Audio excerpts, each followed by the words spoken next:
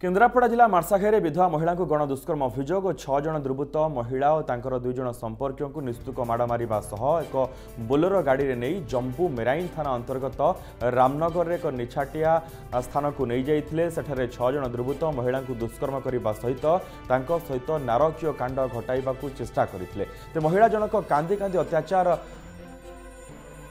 नकरी छाड़ी कांदी थिले एवं छाड़ी चली जाइथिले। महिला सांगरे थिबा ज्वाई एवं काम कराइबाकू आनिथिबा मालिकों को मध्य निर्धूम माड़ मारी से बोलेरो रे आनी बड़पाल गोड़ा निकट में रास्ता कड़े पकाई चली जाइथिले।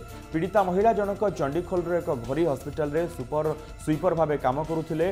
तेबे जने युवकों सहित पीड़िता संपर्क को संदेह करी युवकों पत्नी तांकर 2 भाई और अन्य 4 जन युवकों को लगाई एपरी कांड घटाइथिबा कहा जाउछि।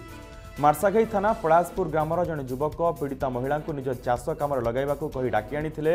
महिला जनक उक्त युवकों पाखरे रही 15 दिन हब काम करुथिले। मात्र एहाकू उक्त युवकों स्त्री संदेह करी महिला ठारू दूरेई रहिबाकू कहूथिले।